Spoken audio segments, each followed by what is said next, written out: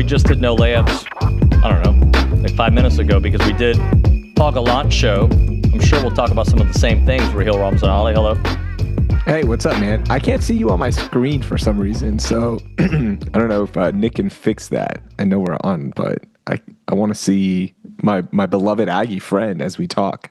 Well, your beloved Aggie friend. You are. Hey, little buddy, how are you? Hey, I'm good, man. I'm good. Hey, I read one of the notes you want to talk about. Look, I'm not like some prostitute that you can give money to do whatever you want. If I lose a bet between A&M and Texas, I am not like dressing up in Longhorn gear or bevoing it. Like, my brand is going to stay my brand, buddy. Like, I know it is. I don't do bets. So what? We have to do some kind of bet. I'll do a push-up challenge.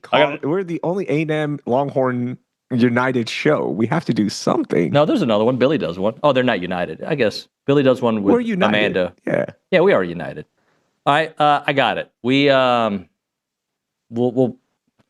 play basketball. I don't know, man. I'm not gonna dress up and like, oh, I love Texas, or wear it on my show and lose all my subscribers and get fired. I'm not doing that. By the way, okay. What about this? If Texas wins on Friday, then you just have to tweet a picture of me in Longhorn gear doing a hook 'em and just say, "Nah, I'm out. Not doing it." Just say Raheel. You don't have to say like hook 'em or anything. You just tag me. That's it. No, I'm out. I'm not doing it. Nothing UT related on the feed. And I wouldn't make you do it either. Like, oh, I don't care. But you don't have a business brand that you have a business, but Longhorn brand, right? Yeah. Like you have a brand and a business, but not like where your fan base and the people who pay money to watch you. Like, no, But I think your fan base will understand that this is a bet that you paid off. Billy once took a picture in the direction of your baseball coach, and like it was meltdown. Okay, I think at the Texas-Ohio State game. I think Nick can probably correct me on that, but yeah, like it was like No, you know what? I'll be no fun Nuño. That's what Billy calls me anyway. NFN. But if A&M wins, I don't need you to do anything. You know why? Because I'll be planning my trip to Atlanta. Oh man. Okay.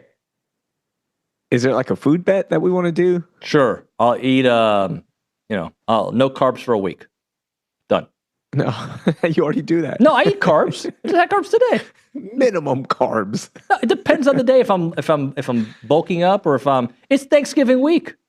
You know? Oh, I know. Oh, it's gonna be so good. I don't like that it's back for the players. Like you can't enjoy a big Thanksgiving meal the day before, right? If you're a player. You know what, though? It's not as much fun. It's just a date. You can do it the week after, right? Right now it's business. It's a business week, right? How you do one thing is how you do everything, Raheel.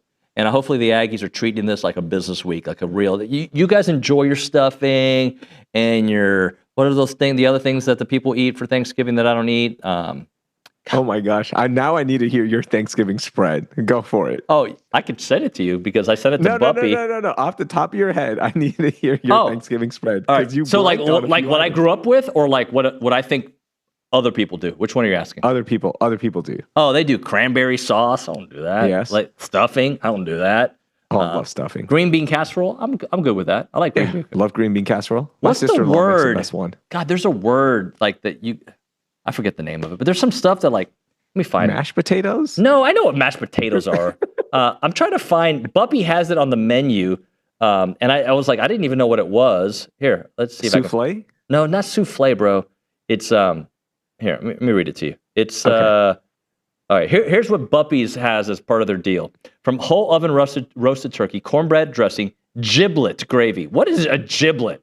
Oh, that's all the stuff that you take out of the turkey when you're making it, like all the organs, the Cubans don't do that, and you put it in the pot and make that gravy with it, so it gets more of that earthy flavor and texture. Oh yeah, I like that. That's too California for me, too earthy.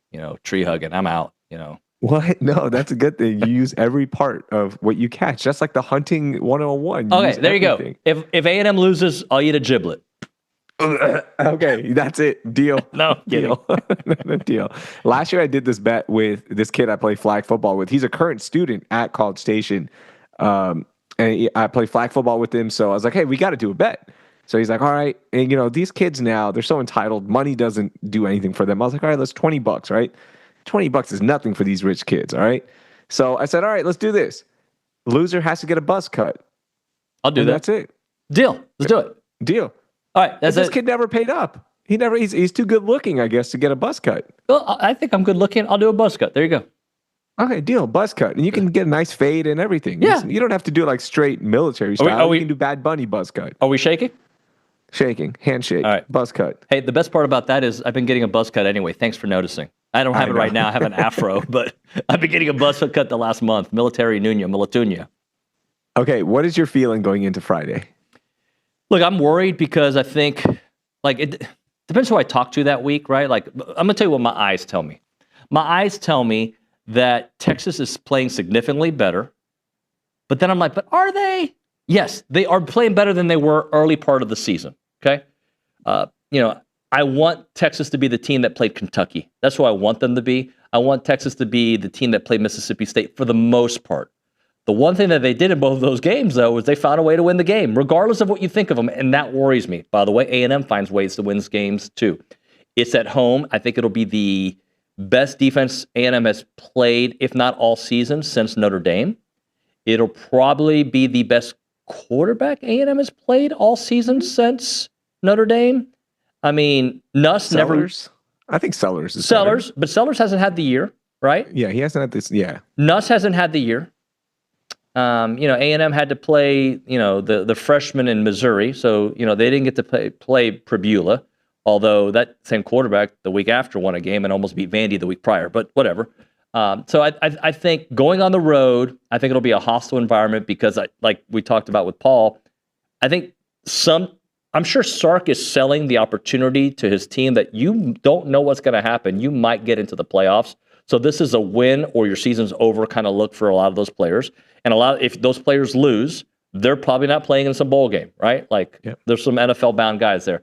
So that's the part, the things that I worry about. The things that I don't worry about as much is what Sark has done against top 5 teams in his history. Offensively, they have been challenged. One of our interns gave me a stat, and I know that A&M's defense isn't what Georgia's defense was a couple years ago when they were dominant, or last year. But A&M's got a really good defense. But I think Sark against top 5 teams, his offense is averaging 17.5 points per game. That includes 30-something against Washington, and I think 30 against Alabama once. But other than that, they've been kind of in the teens. I have to go back to the actual numbers. I saw them during the show. So where I think A&M's got the advantage is I think they have the advantage on the line of scrimmage. Definitely the A&M offensive line is better than the Texas offensive line, although the Texas offensive line has done better. Right? Much better. So defensive line, though, I feel like the thing that worries me for Texas is their defensive line. Colin Simmons is like what's his name from South Carolina? Dylan, not Sampson. I always want to call him Dylan Sampson. Dylan Stewart, thank you. And that guy was a beast for half the game against A&M. Texas has got a good defense. LSU, we were told, had a great defense. I'm hoping that A&M offense that has been able to score points in a hurry shows up in Austin. And if that does happen, if A&M can wear down Texas into the fourth quarter, I know it's a big if they can do that, I think A&M is going to be the better team. But there's a lot of respect for what I think Texas has been able to do with a month ago what some people were saying might be a 7-5 season. I think the Texas defense is a little overrated, especially in the last few games. They were not good against Arkansas. They were giving up so many chunk plays. They weren't good the week before either. The secondary had all sorts of issues, not communicating. Granted, some of that is you were missing guys. They just came back. They're still getting readjusted and reacclimated, all that stuff. But the one thing that they do really well that could give A&M issues, their run defense is still really good. And their run defense will hopefully make it tough for y'all to establish a run game and keep the ball in Marcel's hand, which you don't want that much, right? Because Marcel's such a playmaker. But I like it matters. If you can turn the offense one-dimensional, then you might have a chance at this. But then again, you're going at a secondary that hasn't been good the last few weeks. So I don't think it matters, in your favor right now. I don't think it matters if A&M against South Carolina had no rushing at all. Mm-hmm. And now I do think Texas's defense is significantly better than South Carolina's. But what A&M has been able to do this year is win however they have to. I'll give them credit for that, right? There have been games where the running game has carried the load. There have been games where Marcel's been in the pocket. There have been games where Marcel's broken it down and run around you. They have won in the fourth quarter of games. They have played comeback. Like, they have beat teams in different ways. So, like I think for Texas to beat A&M is they're going to have to establish the run. They have to. Yes, they have to. And that's something they've struggled doing this year at many points of the season.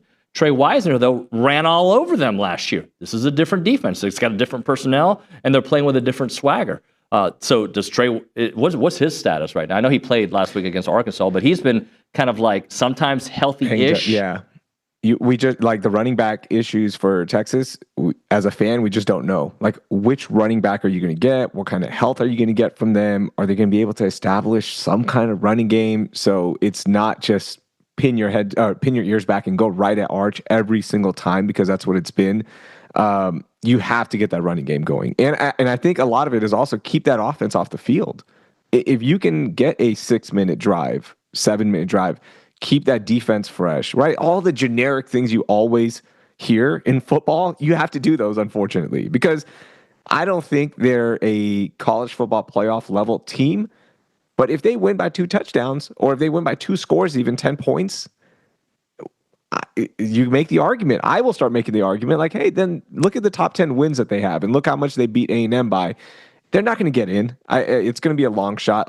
Too much has to happen. And unfortunately, you shot yourself in the foot, losing to Florida, going in there. The way you lost, it was disgusting. You had to come back, but it wasn't close. The way you lost to Georgia, you played them tough for 3 quarters, and then you got run out. You got run out of the stadium. So I don't think you're a college football playoff team, but it'll be fun for the argument if they do beat A&M. I'm going to remove Texas from this equation, okay? Let's just call them Smurf University, all right? Okay, that's fine. What I think is going to happen is Smurf University is going to stop scheduling these hard non-conference games, because basically the Big Ten playbook, and by the way, the Big Ten did schedule a very hard game in Texas for Ohio State.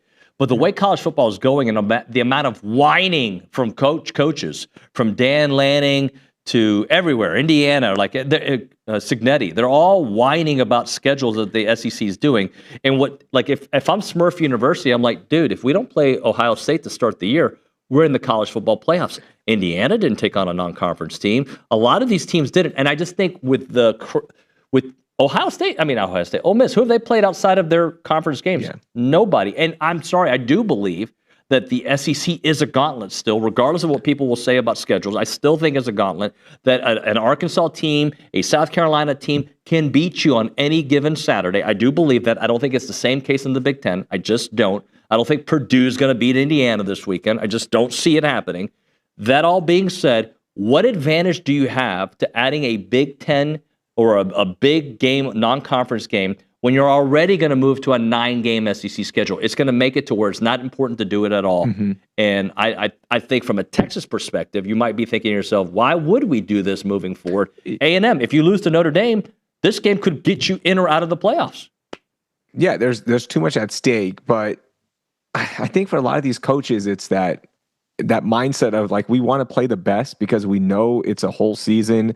It's going to get you ready for the end. We feel like we're going to be a good enough team and we'll learn from those mistakes by playing tougher competition. But yeah, from just a paper standpoint, like, why would you schedule hard games?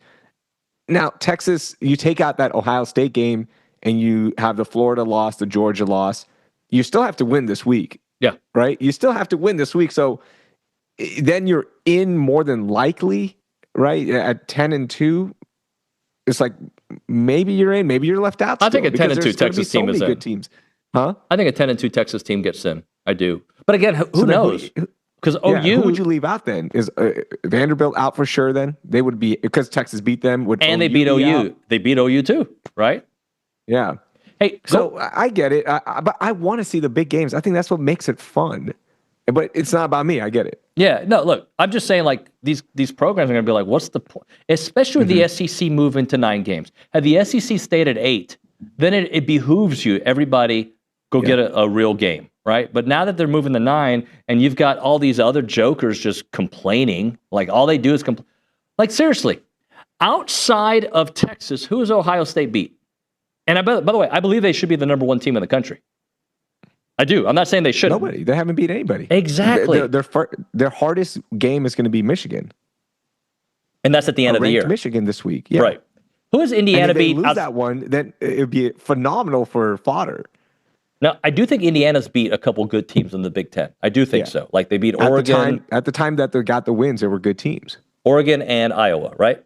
Yeah. And Oregon's still a good team. Yeah. Yeah. And So like they deserve a little bit more of that. But then like the strays that A&M catches for their schedule, they don't use that same argument for Indiana or Ohio State. In fact, I did something that was probably not very nice on the radio the other day. You'll appreciate this. Do? My buddy Aaron Torres, he's my buddy. Aaron Torres, I don't know if you know him from Fox Sports Radio. He's a buddy. He's been on the show for a long time. He had a tweet about A&M, whatever. It became a big deal on our message boards. It wasn't that big. I mean, not his tweet, my response to the tweet. But I had him on the show on Thursday, and I started reading him. You know, I was like, hey, you know, AT, you're right, buddy. I'm going to read you A&M's conference schedule of the opponent's records. And I started doing 1-5, 2-4, whatever. And I started going through it. He goes, yeah, Dave. And I said, oops, sorry, I just read you Indiana's schedule. So I pulled the hoodwink on him because you can make the same argument for everybody. Yeah. Who has Texas Tech beat? Like, I think Texas Tech is legit one of the 12 best teams in the country. I do. And they would worry me in a matchup against A&M, although I would take A&M. But they can spread you out. They have a good defense. There's a lot of, but who have they, like all these people are pointing. Forget that there's three fingers pointing at them. I think, yeah, but that's everyone. There's rarely a year in college football where every single conference is so dominant and everyone has a tough road. It doesn't happen that much. So everyone you can point at and go, yeah, but look at this and that and that. At the end of the day, it's your records. At the end of the day, it's like who you've beaten. And if you get a spot in there, then you get to shut up everybody. Because if Texas Tech gets in and they get their butts whipped in the first round, then we go, look, who do they play? That's why at the beginning of the season I said, the best thing about college football is you got to take it week by week. But at the end of the year, when it's all said and done, we do get to go back and say, oh, look, this schedule, the fact that they didn't play anybody, it caught up to them. And when they were in a tough game, they lost. But by the way, we do get to do that. And I think that is fair game. Yeah, sure. Like, Indiana didn't beat anybody last year, but I thought they were deserving of the playoff because of the record, right? So it's like the AFC South forever. The Texans kind of got into the playoffs there was a stretch where they were getting in the playoffs because they played in the AFC South. It's just a system that is set up. And like, did I hold it against Texas last year a little bit? Yeah, I sure did. You keep bringing it up. Yeah, I did I'm admitting it. I brought it up against Texas, right? But I brought it up against Texas in the preseason, and it turned out to be correct during the regular season. A&M's schedule in the preseason was thought to be one of the hardest in all of college football. It has morphed into what it's become. And I also think people forget to give credit to the team that changed the way the season went. And LSU was a top 15 team when they beat them. And they beat them so bad, they fired Brian Kelly on the spot. They would not have fired Brian Kelly had A&M won by 3. That's a fact, right? Like okay, they wouldn't have. It was because they got embarrassed on national television, giving up 35 straight points. They had Notre Dame embarrass Arkansas so bad that they fired Sam Pittman, right? I'm trying to think who else. A&M beat Florida when Florida was beating teams that were very competitive with teams, and they eventually fired, Billy Napier. By the way, Auburn got screwed 2 weeks in a row. And the way we could look at their season could be completely different. They got screwed against Oklahoma. Do you remember how that game played out? Like, that's a game. If Auburn wins that game against Oklahoma, which I think they should have, I think they got robbed of it. How different do we look at the rest of their season? So that's why I use the methodology of I take a moment in time, look at what the season was at the time and what this team was doing. What happens afterwards, you can do it from 1,000 feet view later. But like as I'm going through the season, what you did. When you beat Oklahoma, they were top 10. When you beat Vandy, they were top 10. Now, those two teams have kept going. Props to them, right? They have kept going. And that Vandy game is a hard one for me to kind of break down because it was an amazing comeback in the fourth quarter that made it interesting as opposed to, the beatdown that it felt like. Yeah, it was. But then I can't say that about the Georgia game, right? Like the Georgia game, to me, it's about a 4-quarter game. What happens in 4 quarters? Now, what happens in 3? In 4 quarters, Georgia pulled away. In 4 quarters, Vandy made it interesting. In 4 quarters, A&M came back against South Carolina. And that's the frustrating thing for fans, right? Especially Longhorn fans, is that we've seen stretches where you go, this is a top 5 team, right? What you did to Vanderbilt, the way you dominated them on all aspects and all fronts, it was just a domination, right? And then you zoom out and you go, well, but then the comeback. And then you go Kentucky and you go, well, look, you're getting outplayed, and then you made the comeback. But that comeback, then you go, well, look, they had it in them to still win that game, right? That's what's frustrating, is that snapshot. You go, man, if they can replicate that against A&M this week, then there's a chance you can win that game and look really good doing it. But then the bad thoughts come in and you go, yeah, but what happens if the Kentucky stuff happens? What happens to the Florida stuff where you look like you have no reason being in the SEC? Like, they look like the slower team, the weaker team. What happens then? But then there's also a comeback in the Florida game, right? They made it interesting in the end. So that's what's frustrating for Longhorn fans. By the way, the full schedule, I just want to mention this. Texas will have to get out of contracts with Michigan, Ohio State, Michigan, Notre Dame again. So yeah, they can't schedule out until 2030 unless they cancel these games with Notre Dame and Michigan, which that are coming up in the next 3 years. At some point, both programs might be, and all these programs might be like, you know what? We've got 9 Big Ten games. If you're Michigan, like, I don't know if we need Texas on our schedule again, but I don't think that's going to happen. But look, at the end of the day, man, you can only play the schedule that's given to you. That's what somebody who wins easy games says. I don't think A&M's schedule is as easy as everybody says. I also think A&M has beaten teams on the road that are hard. Like, here's if you want me to boil down what I think about this A&M versus Texas game. Talent for talent, very similar, right? Mm-hmm. Okay. But quarterback stats apparently look very similar. I can argue why I think Marcel's are better, but if you just look at the numbers, they're very similar, right? I'll tell you why I think Marcel's are better. Well, he's done it in 30 less passes, and his team runs the ball more. But whatever. Like, I know we've got Longhorns that'll watch this show and argue with me. Arch has had a phenomenal, I think, growth in the second half of the season. I give him credit for that. The biggest thing to me, though, is home games in the SEC. And I know that you haven't always been on board with this, but like, where has Texas lost this year? They lost on the road at Ohio State. They lost at Florida. They almost lost at Kentucky and almost lost at Mississippi State. Yeah. And they lost at Georgia. Right? Yeah. Those are all, but how have they looked at home? They look good. Vanderbilt, they look good. And that was about it. Like, what other, there's no like other. Sam Houston. Yeah. Like, there was no other data point there to like really look at. But yeah, yes, the road games, yes, they're harder. But again, going back to, this is not a CFP caliber team. So this was going to be hard even if you remove the Texas name. If it was just another SEC team going on the road, it was going to be hard because they're not that good of a team. But who is that good in college football, though? Who is that good? Like, there isn't a team that you're like, dude, they're so much better than everybody else.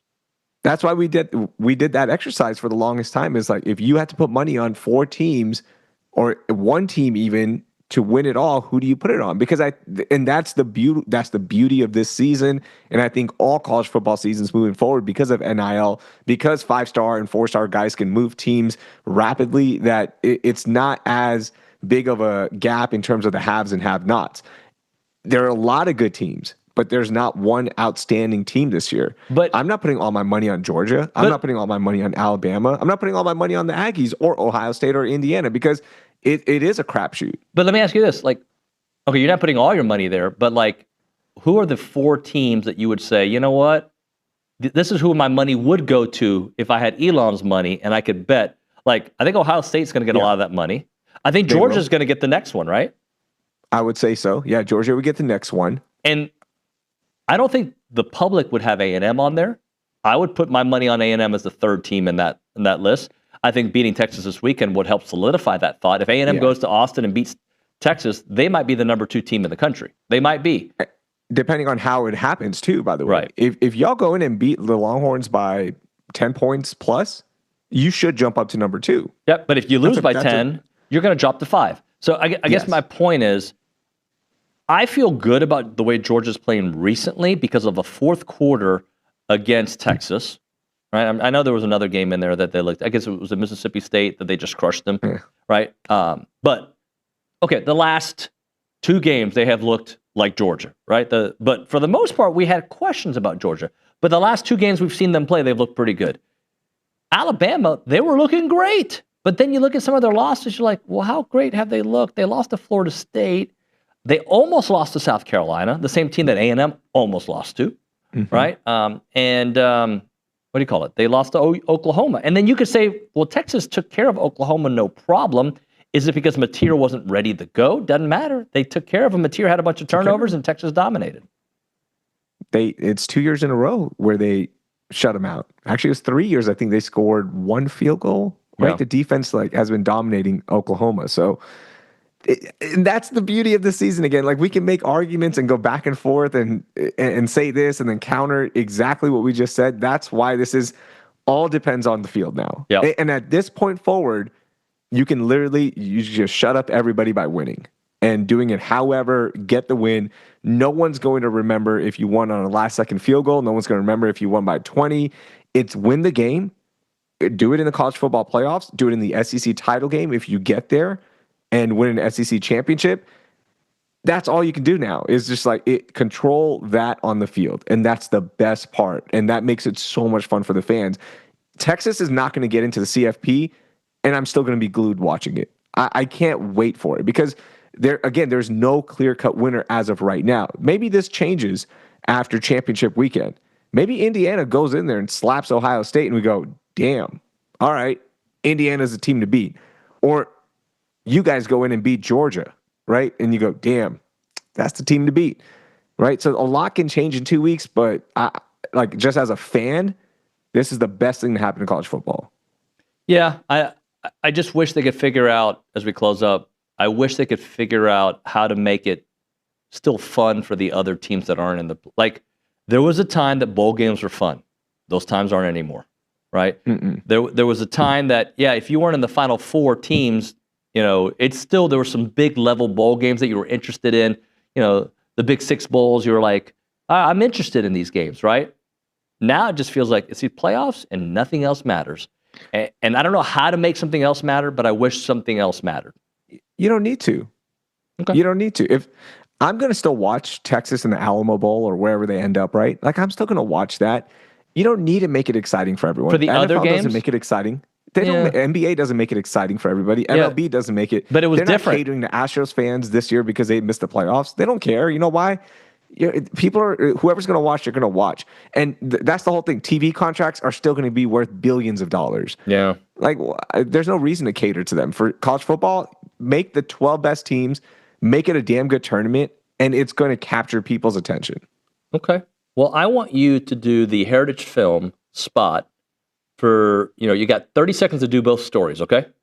Okay. Spot 1, A&M wins, and David Nuño gets to gloat to Raheel. And the Heritage Film, Texas A&M loses, and, he's got to eat, no carbs for a week? Is that what we decided? No, you buzz cut. Buzz cut. You're doing the buzz cut. Buzz cut Nuño. So take the Heritage Film, and yourheritagefilm.com, by the way. All right, Heritage Film, yourheritagefilm.com. Thank you so much, yourheritagefilm.com. Number 1, there was a point in Daddy Nuño's life where he was really upset at Uncle Raheel. They were best friends. They always got along, but it was the November in 2025 where things changed, where the Longhorns went in and pulled off another big upset against a top 10 team, and Daddy Nuño had to get a buzz cut. And the problem with that buzz cut was it wasn't a good one. I don't think we're doing a good job for Chance. And there were pictures. He got memed. It turned into a whole thing, and it was just a terrible thing. He got memed so much by Longhorn fans with the buzz cut that eventually it ended the friendship. That's the story of the 2025 Nuño Raheel Longhorns Aggies bet. And that's how they would tell it. The Heritage Film that you missed out on was when A&M goes to Texas and wins, and David Nuño goes streaking around 6th Street without his shirt, probably flexing. That's what's going to happen. Oh, yeah. You and Matthew McConaughey, our good friend, who we saw last year, remember, before the game? Yeah. You know what we could do? I could borrow his coat. He can borrow my super tight medium shirt. I love his coat. Good quote. High quality quote. It is a high quality coat. I just watched it. Huh? I bet he's never washed that coat. I'll tell you something off air that I've heard. Oh, it probably smells really bad. I've heard that story. Yeah, I heard he's not good. I didn't say it. Yeah, that's it, Raheel. No. I've heard the rumors. I know about Are they that. actual rumors out there? Yeah. He's not. Yeah, it's like he's a very natural person. You know what? I'll You leave don't it want at to have that. the aluminum deodorant and like making you like No. all the toxins. I tried that whole. You know, give me the aluminum. Yeah. I tried the non-aluminum stuff. No, not my lifestyle. Yeah, I started stinking. It was disgusting. Give me the aluminum. I'll risk it. I'm sorry. Give me the aluminum. Give me all the chemicals. YourHeritageFilms.com. By the way, YourHeritageFilm.com. Jay Hurt, full benefit, says, saw them mother trucking horns off. See you next time. Hook 'em.